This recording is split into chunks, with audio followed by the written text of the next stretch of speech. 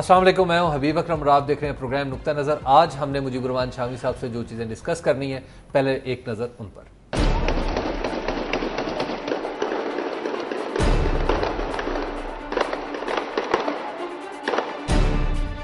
پاکستان میں شیطانی فلم کے خلاف ملک گیر مظاہروں کا سلسلہ جاری ہے۔ کراچی میں مجلس وحدت المسلمین کی ریلی کے شرکاء نے پولیس کی جانب سے کھڑی تمام رکاوٹیں توڑ کر امریکن قونصلیٹ پر لگے امریکی پرچم کو نذر آتش کیا۔ پولیس اور رینجرز کی جانب سے مظاہرین پر شدید فائرنگ اور شیلنگ سے ہلاکتیں اور متعدد زخمی بھی ہوئے ہیں۔ گستاخانہ فلم کے خلاف ملک گیر مظاہروں اور احتجاج میں شدت آ گئی ہے۔ نامور عالم دین شیخ یوسف کردابی نے متنازع فلم کے خلاف مسلم امہ کی طرف سے پرتشدد رد عمل اور مظاہروں کی شدید مخالفت کی ہے۔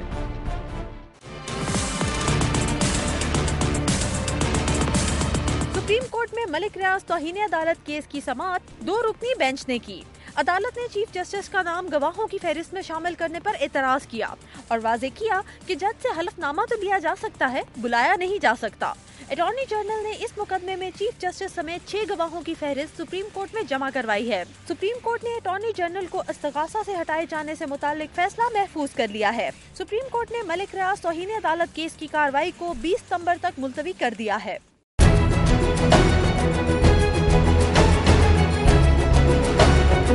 پاکستان میں 21,000 آسٹریلوی بھیڑوں کو بحرین سے کراچی لایا گیا تھا، جنہیں پورٹ قاسم اتھارٹی کی اجازت کے بعد ہی پاکستان میں اتارا گیا تھا۔ ان بھیڑوں میں سیلمونیلا اور ایکٹیمونائسس کی 100% موجودگی کا بھی انکشاف ہوا تھا، جبکہ 44% بھیڑوں میں ای کولی بیکٹیریا بھی نوٹ کیا گیا تھا۔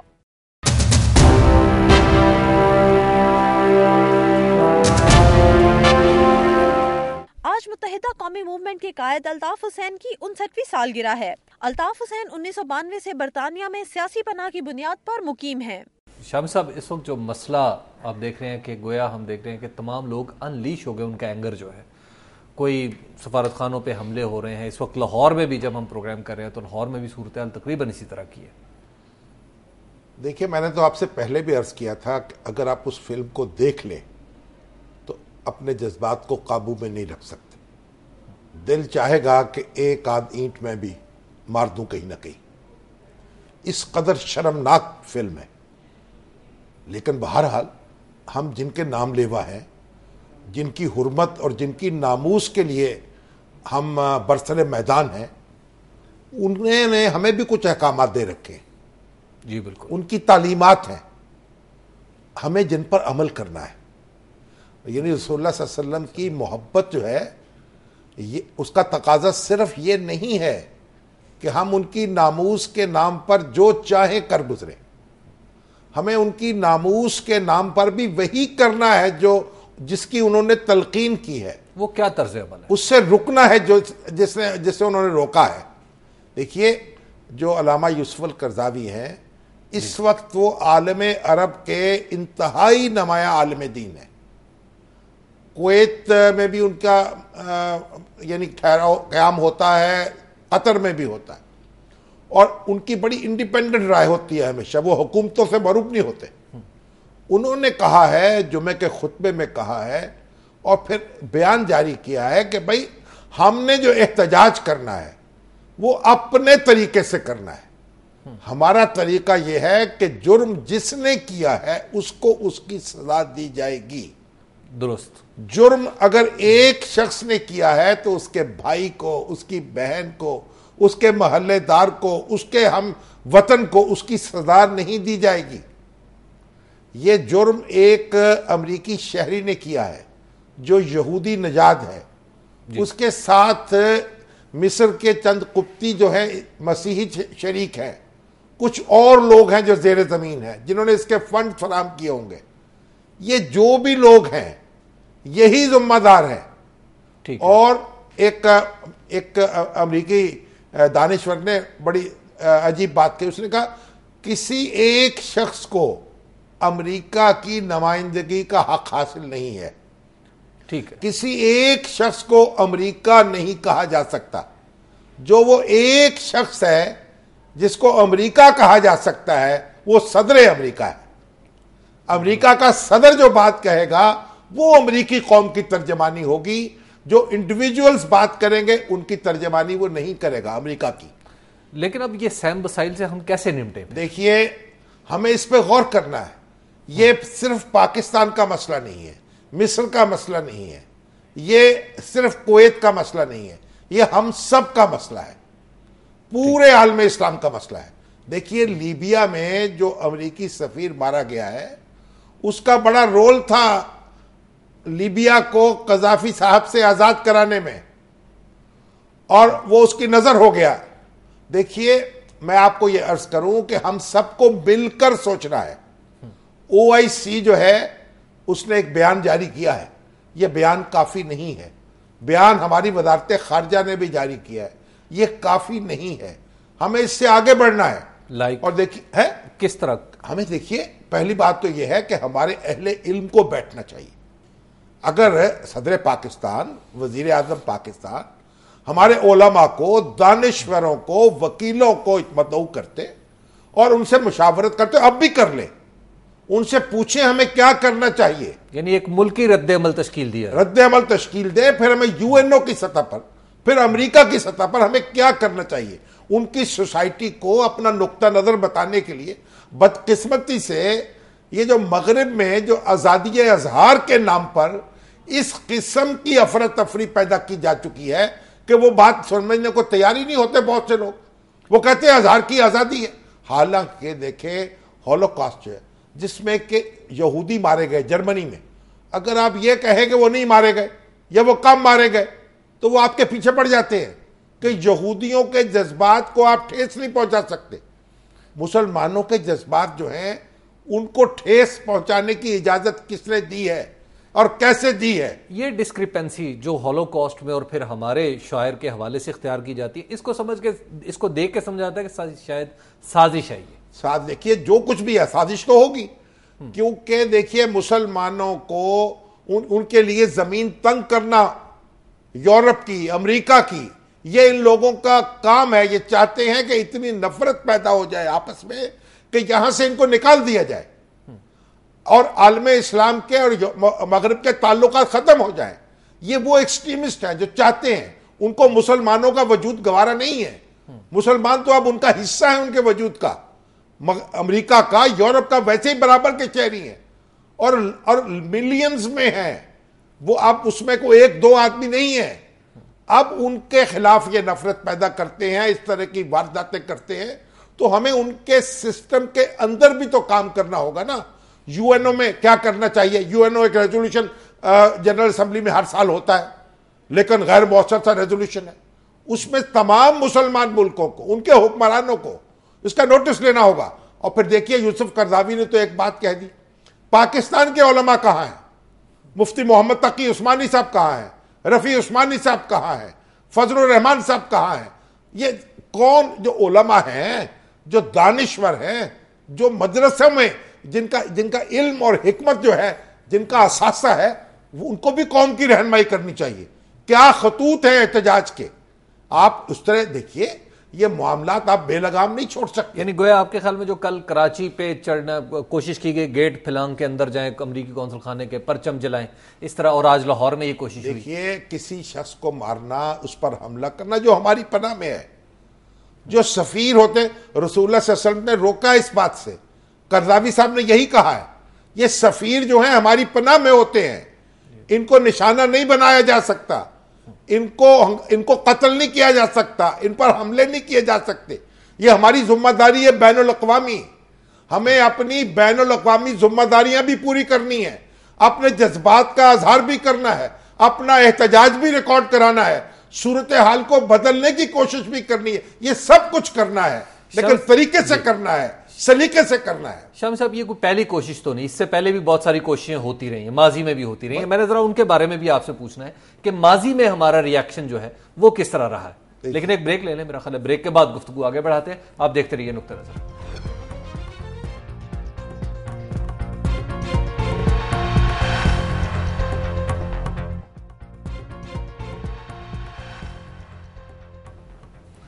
نقطہ نظر میں ایک بار پھر خوش آمدید بات ہو رہی تھی گستاخانہ اس شیطانی فلم کے بارے میں، جس کی وجہ سے اس وقت ہم دیکھ رہے ہیں کہ آؤٹ ریجیس رسپانس ہے اکراس دا مسلم ورلڈ. شاہد صاحب، جب ماضی میں بھی اس طرح کی مذموم کوششیں ہوئی ہیں تو ان کے طرز عمل ہمارا اس وقت کیا رہا ہے ماضی؟ دیکھیے میں آپ سے عرض کروں، ہمارا ایک طرز عمل تو جذباتی ہے. ٹھیک ہے. جو آپ ہوتا ہے، ملت اسلامیہ جو ہے ایک جذباتی ملت ہے، اور وہ بھی ہوگا، اس کو ہم روک نہیں سکتے، لیکن حدود میں ہونا چاہیے، قیود میں. تو حضور نے فرمایا تم میں سے ہر شخص ذمہ دار ہے اور ہر شخص جواب دے. جس نے جرم کیا ہے سزا اس کو ملے گی، دوسرے کو نہیں ملے گی. یہ ہر قیمت پر یہ بات. اور املاک اپنی جلا رہے، اپنا گھر جلا دیا، اپنی بسیں جلا دی، اپنے دفتر جلا دیے، اپنے لوگ مرنے لگے. یہ کہاں کی مسلمانی ہے؟ کہاں کی انسانیت ہے؟ کہاں کا اخلاق ہے؟ دیکھیے ہمیں یہ بھی تو سوچنا چاہیے نا. جوش میں بھی اپنے آپ کو قابو رکھنا ہے. یعنی یہ نہیں ہے کہ جوش آیا تو ہر چیز بھول گئے. اور آپ دیکھیے یہ تو فلم تو اب بنی ہے نا، لیکن ماضی میں مختلف طریقوں سے یہ ہمارے ہاں مستشرق جو ہیں اور پادری جو ہیں اور دوسرے غیر مسلم جو ہیں وہ حملے کرتے رہے ہیں رسول صلی اللہ علیہ وسلم کی ذات گرامی پر بھی اور اسلام پر بھی. اور ایک بڑی سر ولیم میور تھے یہاں، آگرے کے اور اودھ کے لیفٹیننٹ گورنر تھے. اچھا. یہ جو جنگ آزادی میں شکست کے بعد مسلمانوں کی یہاں تحکم قائم ہو گیا جب انگریز کا، تو 1867 میں سر ولیم میور نے ایک کتاب لکھی تھی رسول اللہ صلی اللہ علیہ وسلم کی سیرت پر، جس پہ اتنی خرافات تھی اور حملے کیے گئے تھے ان کی ذات گرامی پر جس کی حد نہیں، اور اسلام کی تعلیمات پر. اب تو یہ فلم بنی ہے نا، اس وقت تو یہ پرنٹ جو تھا بالکل یہی تھا نا میڈیا. تو کتاب چھپتی تھی، اخبار بعد میں آیا ہے. تو سر سید احمد خان اس وقت جو تھے زندہ تھے، انہوں نے جب وہ کتاب پڑھی تو بےتاب ہو گئے، اور وہ قصد کر رہے تھے برطانیہ کا اپنے دونوں بیٹوں کے ساتھ. اور ایک بیٹا جو تھا اس کو اسکالرشپ ملا تھا 3-4 ہزار روپے وہاں اعلیٰ تعلیم کا.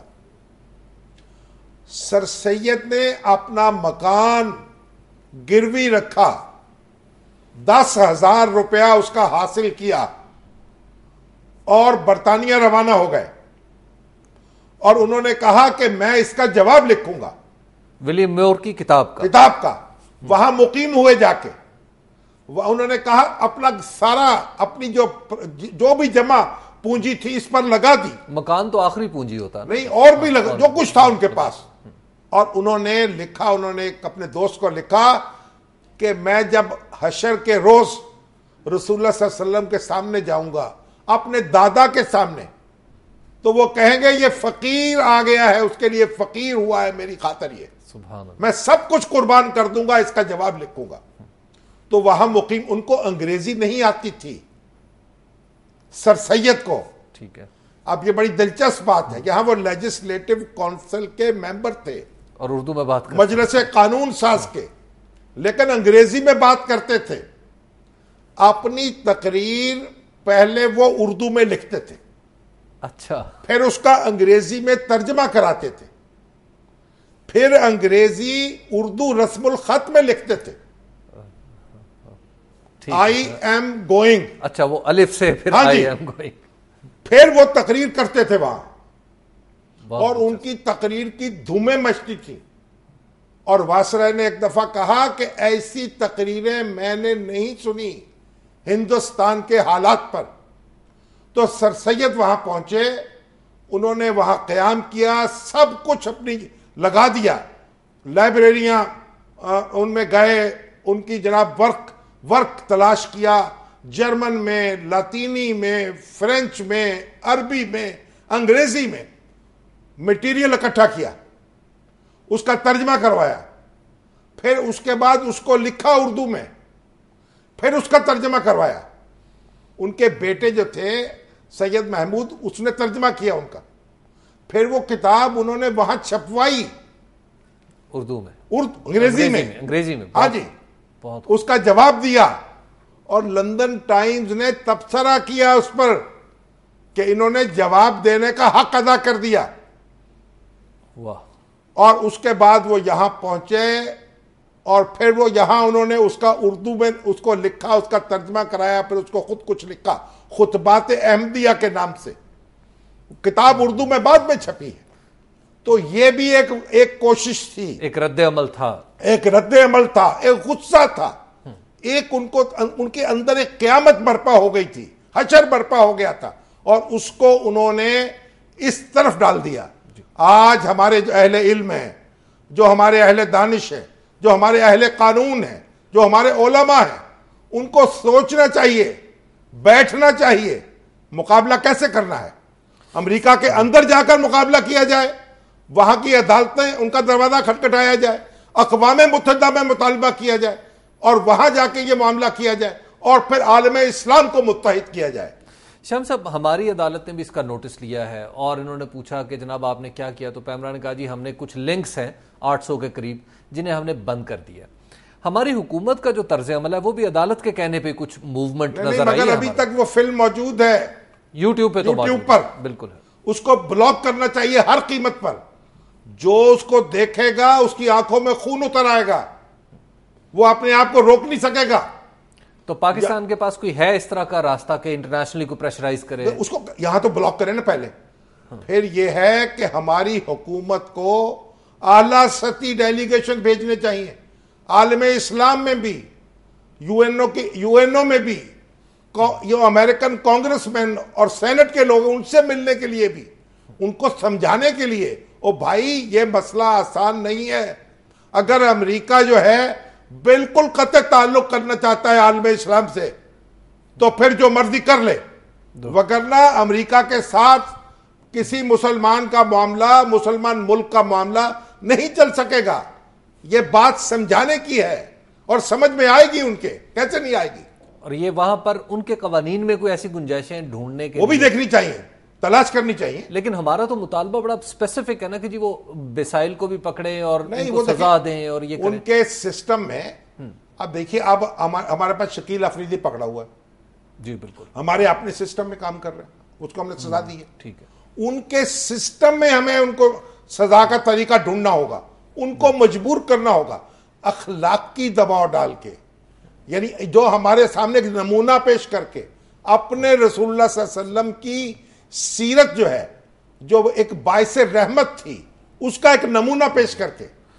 شام صاحب, اگلی خبر کی طرف ذرا اگر ہم موو کریں تھوڑا سا, کہ ملک ریاض صاحب کی جو عدالت میں صورتحال بنی, اب وہاں پہ اٹارنی جنرل کو کہا جا رہا ہے کہ آپ تو لگ یہ رہا ہے کہ شاید وہ نہیں رہیں گے. نہیں, دیکھیں میں پہلی بات آپ سے یہ عرض کروں جی کہ یہ جو توہین عدالت کا مقدمہ ہے نا جی, اس میں تو دنیا میں اجمل میاں نے ایک فیصلہ لکھا ہے نواز شریف صاحب کے توہین عدالت کے مقدمے, کئی 100 صفحات پر مشتمل ہے. دنیا بھر سے انہوں نے اس میں نظیریں دی ہیں, مثالیں دی ہیں.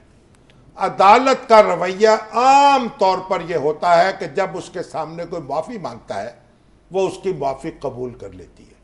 ٹھیک ہے, میں نے پہلے عرض کیا تھا کہ ملک ریاض صاحب نے جو بھی کیا ہو, جب انہوں نے عدالت میں آ کے معذرت کا اظہار کیا تو عدالت کو اسے قبول کر لینا چاہیے تھا. وہ پریس کانفرنس, وہ الزامات کے پرندے, جب انہوں نے معذرت کی اور اپنے توبہ کر لی اور ایک افسوس کا اظہار کر دیا, اور اب بھی میں سمجھتا ہوں کہ ان کی معذرت کو قبول کر لینا چاہیے. یہ بعض معاملات جو ہیں ان کو زیادہ نہیں پھیلانا چاہیے. ابھی انہوں نے اب چیف جسٹس کا نام دے دیا ان کو گواہ کے طور پر پیش کر. اب آپ مجھے بتائیں کانسٹیٹیوشن میں اس کی گنجائش کہاں ہے کہ چیف جسٹس جو ہے گواہ کے طور پر آ جائے؟ لیکن ہمارے جو دوست ہیں وہ کہیں گے جناب زرداری صاحب کو, گیلانی صاحب کو تو آپ بلاتے تھے, اس وقت تو حضرت عمر کی مثالیں پیش کرتے تھے, اب آپ آئیے. شام صاحب, ایک بریک کا وقت ہو گیا, اور بریک کے بعد ہم گفتگو یہیں سے آگے بڑھائیں گے, اور اس کیس کے کچھ دیگر دلچسپ نکات پر بھی ہم روشنی ڈالیں گے. آپ دیکھتے رہیں نقطہ نظر.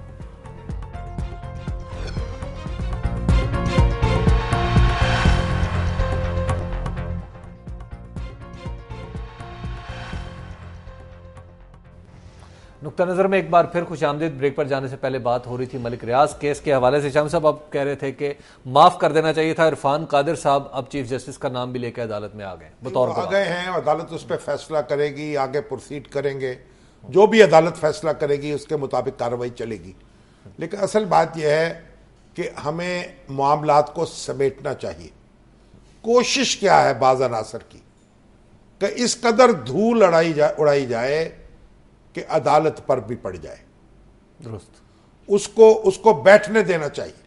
اور اگر ایک شخص جو ہے اس نے ایک جذباتی لمحے میں کوئی ایسی کارروائی کر دی اور اس کے بعد معذرت کر لی تو معذرت قبول کر لینی چاہیے تھی. اب میں عدالت کو اس سے علاوہ کیا عرض کر سکتا ہوں؟ اب بھی مناسب یہی ہوگا. لیکن بہرحال اگر ایسا نہیں ہوگا تو پھر جو شخص مرضی جو کہے. اب مصیبت تو یہ ہے کہ عدالت پر تبصرے ہوتے ہیں پریس کانفرنسوں میں, سیاسی بیانات میں. ادھر علی موسیٰ گیلانی صاحب کھڑے کہہ رہے ہیں جناب میرا تفتیشی افسر تو میرا گواہ ہے, وہ میرا تفتیشی افسر کیا ہوتا ہے؟ بھائی ہر مقدمے میں تفتیشی افسر ہی گواہ ہوتا ہے, کیوں نئی واردات نہیں ہو گئی.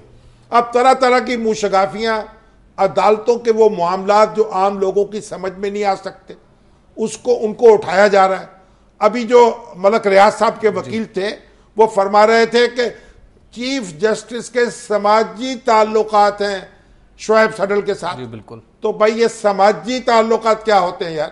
کسی کی شادی میں جانا, کسی کی غمی میں جانا, یہ تو ہم پورا پاکستان جو ہے وہ اس معاملات میں ایک مصروف ہوتا ہے. ان کے وکیل نے تو آج عدالت میں یہ کہا ہے کہ اگر چیف جسٹس نہیں آتے عدالت میں بطور گواہ تو پھر ملک ریاض کو بری سمجھا جائے. تو بری کر دیں, مجھے کیا اعتراض ہے اس پہ؟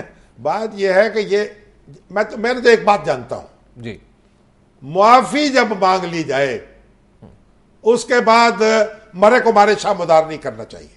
ملک ریاض صاحب جو ہیں ان سے مجھے شدید اختلاف ہے, میں ان کا شدید ناقد ہوں, آپ کو پتہ ہے یہاں پروگرام میں.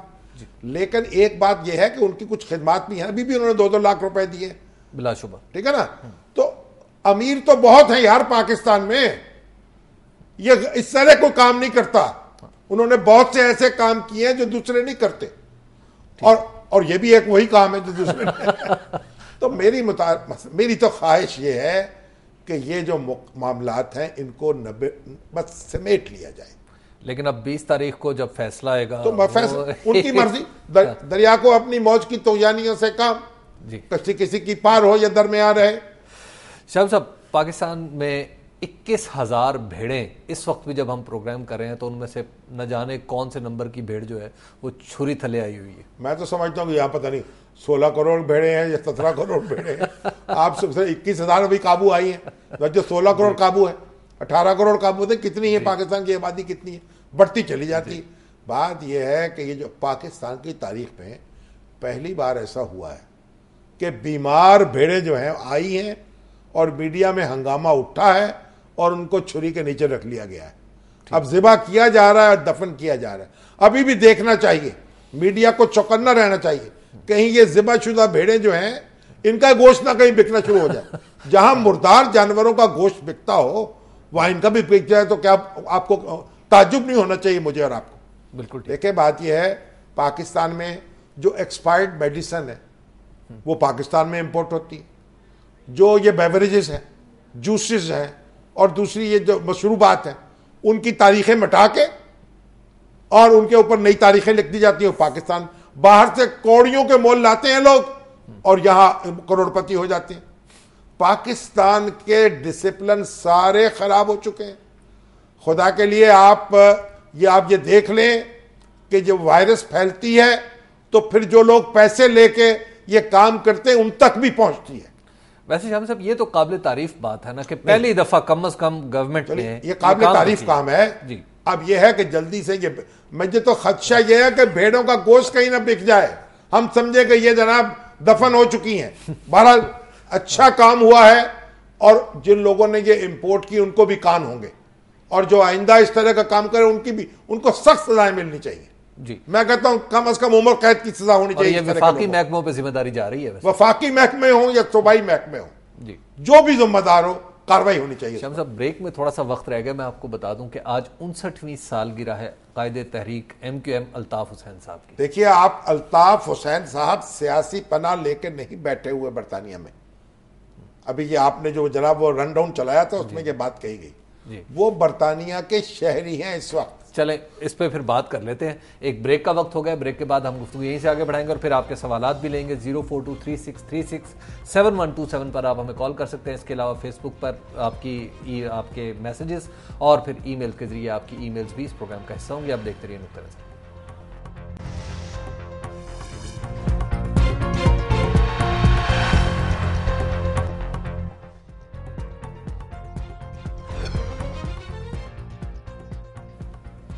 نقطہ نظر میں ایک بار پھر خوش آمدید. ابھی سوالات بھی لیتے ہیں. شامی صاحب ہم بتا رہے تھے الطاف حسین صاحب. الطاف حسین صاحب نے کبھی سیاسی پناہ نہیں لی, شروع میں جب گئے شروع میں بھی نہیں لی. وہ ان کا قیام وہاں رہا, وزٹ ویزے پہ وہ گئے, اور اب وہ برطانیہ کے شہری ہیں, کیونکہ برطانیہ کا شہری پاکستان کا شہری ہوتے ہوئے بھی آپ ہو سکتے ہیں. ٹھیک ہے. پاکستان اور برطانیہ کی شہریت بیک وقت رکھی جا سکتی, تو وہ پاکستانی پہلے ہیں, برطانوی بعد میں ہیں. لیکن اب ان کی سالگرہ ہے تو ان کو مبارکباد پیش کرتے ہیں, ایک تو سالگرہ کی, اور دوسرا یہ ہے کہ آج ان کے مداحوں نے کوئی کیک نہیں کاٹے ان کی سالگرہ پر, بلکہ دعائیں کی ہیں, صدقے دیے ہیں, اور ہسپتالوں میں, بیماروں میں, سیلاب زدہ علاقوں میں پھل تقسیم کیا ہے, کھانا تقسیم کیا ہے, مٹھائیاں تقسیم کی ہیں. یہ ایک اچھی روایت انہوں نے ڈالی ہے. ویسے شامی صاحب آج ان کی ایج دیکھ کے 59 ایئرز, مجھے لگا کہ ہماری اب جو جتنی بھی لیڈرشپ ہے وہ کلوز ٹو 60 یا ابو 60 پہنچ چکی ہے. 60 تو ابھی جوانی کی عمر ہے بھائی. اس وقت جو چین کے نئے صدر بننے والے ہیں وہ 58 کے ہیں, تو جوانوں میں شمار ہو رہے ہیں. ٹھیک. تو اب آپ وہ کوئی الطاف حسین بوڑھے نہیں ہوئے, اور بولتے تو جب ماشاءاللہ ایسے ہیں تو آواز جاتی ہے, پوری دنیا میں گونجتی ہے. دیکھیے الطاف حسین صاحب سے لوگوں کو اختلاف بھی بہت ہے اور اتفاق بھی بہت ہے, ان کے دیوانے بھی بہت ہیں اور ناقد بھی بہت ہیں. اور میں تو جناب وہ تو میرے دوست ہیں, اور حقیقت یہ ہے کہ انہوں نے ایک ولولہ تازہ دیا ہے, اور ایک مڈل کلاس کے لوگ جو ہیں ان کو اوپر اٹھایا ہے. جتنا بھی اختلاف کے پہلو ہوں, یہ باتیں جو ہیں بعض انکار نہیں ہو سکتا, اور آج ان کی سالگرہ ہے تو میں کوئی ایسی بات نہیں کروں گا جس میں رنگ میں بھنگ ڈالوں. چلیں جی, اس لیے یہ رنگ جو ہے ان کا جمع رہے, اللہ کرے. اور اب تو میں نے سنا ہے کہ پاکستان بھی آمد ہو سکتی ہے کسی وقت. Happy birthday. Happy birthday to you جناب الطاف حسین صاحب. اور اگر پاکستان آ جائیں تو اس پر بھی ڈبل مبارک. مجھے کچھ توتیاں بجتی ہوئی نظر آ رہی ہیں. چلیں جی, اللہ کرے خیر خیریت سے وہ ہیں. شامی صاحب آپ کے جو موقف ابھی آپ نے رسالت مآب صلی اللہ علیہ وسلم کے ناموس کے بارے میں بھی کہا ہے, اکثریت اس سے اتفاق کر رہی ہے, اور اتفاق کرنے والوں کی ایک طویل فہرست ہے. جونی صاحب ہیں, محمد طاہر صدیق صاحب ہیں, اور جناب یہ زنیر صاحب ہیں, عمیر صاحب ہیں, بہت ایک لمبی فہرست ہے. لیکن کچھ لوگ اس سے اختلاف بھی کر رہے ہیں. وہ کیا کہتے ہیں؟ وہ کہتے ہیں کہ شامی صاحب جو آپ کہہ رہے ہیں, لیکن آپ یہ بھی ذہن میں رکھیں کہ ایسا شخص جو توہین رسالت کا مرتکب ہوتا ہے اسے الٹیمیٹلی قتل ہو جانا چاہیے. ہمارے دائرہ اختیار میں, اگر ہمارے دائرہ اختیار میں ہے تو یہ سزا ملنی چاہیے, اور اگر ہمارے دائرہ اختیار میں نہیں ہے تو اس کی سزا ہم کسی دوسرے کو نہیں دے سکتے. پھر تو ہم خود بھی جناب قاتل ہو جائیں گے نا. تو دیکھیے, ایک حامد کی پگڑی محمود کے سر پہ نہیں رکھی جا سکتی. ہاں, ہم اپنا قانون ہو تو تب بات کریں. نہیں, آپ جو مجرم ہے اس کے کسی ہم وطن کو, اس کے کسی ہم مذہب کو, اس کے کسی ہم نسل کو, پھر امریکہ میں ہم سب سامراجی ہو گئے ہم بھی. اب ہمیں ڈرون اٹیک پر ہم جو اعتراض کرتے ہیں وہ کیا ہے کہ بھئی معصوم لوگ اس میں نشانہ بنتے ہیں, اور یہی اگر معصوم لوگ وہ نشانہ بننے لگے ہمارے ہاتھوں سے تو پھر ہماری پوزیشن کیا ہو گئی؟ ہماری وہ جو اخلاقی سٹانس ہے, جب ہم رسول اللہ صلی اللہ علیہ وسلم کی خدمت میں حاضر ہوں گے تو سر سید نے کہا تھا کہ جب میں پیش ہوں وہاں تو وہ کہیں یہ وہ میرا بچہ ہے جو فقیر ہو گیا میری راہ میں, اور ہم کیا کہیں گے؟ ہم قاتل ہو گئے آپ کے راستے میں. اور جب وہ خدا نہ خواستہ ہم سے منہ موڑ لیں گے پھر ہم کہاں جائیں گے؟ شکیل صاحب ہیں میرپور سے. جی السلام علیکم شکیل صاحب. السلام علیکم سر. وعلیکم السلام. شامی صاحب السلام علیکم. وعلیکم السلام. آج کی گفتگو تو ماشاءاللہ آپ کی سیر اصل بہت ہی ماشاءاللہ آپ نے سیر اصل گفتگو کی ہے توہین رسالت پہ بھی. لیکن میرا سوال یہ ہے کہ ارسلان افتخار، علی موسیٰ گیلانی اور ہمارے 3 سپوت فوج کے، آپ کو ان تینوں فوج کے 3 سپوت کون سے ہیں جو این ایس سی میں آئے ہیں تینوں؟ این آئی سی میں. اچھا کل ان پہ بات کریں گے، وقت نہیں رہ گیا. تینوں کیسز میں آپ کو کون سے کیس میں صحیح انصاف ہوتا نظر آ رہا ہے؟ مہربانی. دیکھیے پسند اپنی اپنی، خیال اپنا اپنا. اب فوج کے سپوتوں پہ بھی گفتگو کریں گے کل، آج تو وقت ہی نہیں بچا. لیکن ارسلان افتخار سے مجھے کوئی ہمدردی نہیں. جس نے اپنے باپ کا خیال نہیں کیا، جو اپنے باپ کا نہیں بنا، وہ میرا کیا بنے گا؟ فضل صاحب ہیں فیصل آباد سے. جی السلام علیکم فضل صاحب. السلام علیکم شامی صاحب. وعلیکم السلام. شامی صاحب بہت اچھی گفتگو رہی. میرا ایک سوال ہے اور ایک عرض بھی ہے کہ جو امریکہ میں مسلمان بیٹھے ہوئے ہیں ان میں سے کوئی نہیں اٹھ کے کیس کرتا اس کے خلاف. ایک بڑا اچھا اصول ہے کہ وہ وہاں والے اس کو کورٹ میں جائے اور اس کے خلاف کیس کر دے وہاں پہ. بالکل درست بات ہے، ان کو بھی غور کرنا چاہیے. اصل میں جب یہاں ہم املاک کو نقصان پہنچاتے ہیں، لوگوں کو نشانہ بناتے ہیں، تو ان لوگوں کی پوزیشن وہاں کمزور ہو جاتی ہے. ہم اخلاقی برتری حاصل کریں، اخلاقی فتح پر یقین رکھیں اور ان کے ہاتھ مضبوط کریں، کیونکہ ٹارگٹ تو وہ ہیں وہ جو چاہتے ہیں، بدباطن چاہتے ہیں کہ ان پر عرصہ حیات تنگ ہو. شام صاحب سلیم صاحب ہیں آسٹریلیا سے. جی السلام علیکم سلیم صاحب. السلام علیکم شامی صاحب. وعلیکم السلام. شامی صاحب آپ سے ایک سوال ہے. الطاف حسین 92 سے وہ انگلینڈ میں مقیم ہے، تقریباً 20 سال ہو گئے ہیں اور وہاں باہر بیٹھ کے وہ پاکستان کی سیاست میں مداخلت کر رہے ہیں. ان سے یہ سوال ہے کہ وہ اتنے عرصے میں انہوں نے کبھی برطانیہ کی پولیٹکس میں بھی حصہ لیا ہے؟ کیونکہ اگر وہاں کے وہ پولیٹکس میں حصہ لیں گے تو وہ پاکستان کے موقف کو بہت اچھی طرح پیش کر سکیں گے. اس کے علاوہ ایک اور سوال ہے کہ موجودہ جو اپنا بیہودہ ویڈیو ہے، اس کے بارے میں سعودی عرب، ترکی اور ایران کیوں خاموش ہیں؟ یہ کیوں نہیں بولتے ہیں؟ ہاں یہ سوال آپ کا پہنچ گیا ان تک. دیکھیں بات یہ ہے کہ اصل میں اپنے طریقے سے جواب دیا جاتا ہے. سعودی عرب، ترکی، ایران، ان سب کو یہ سمجھنا چاہیے کہ یہ اکٹھے ہو کے جواب دینا ہے. دانش کی سطح پر اور علم کی سطح پر اور اخلاق کی سطح پر ہمیں ایک یلغار کرنی ہے ان پر. ہمیں یہ نہیں کرنا کہ اپنے املاک کو جلا دو، اپنے گھر بار کو نقصان پہنچا دو، جو آپ کے ہاں سفارتکار آئے ہوئے ہیں ان پہ حملے کرو.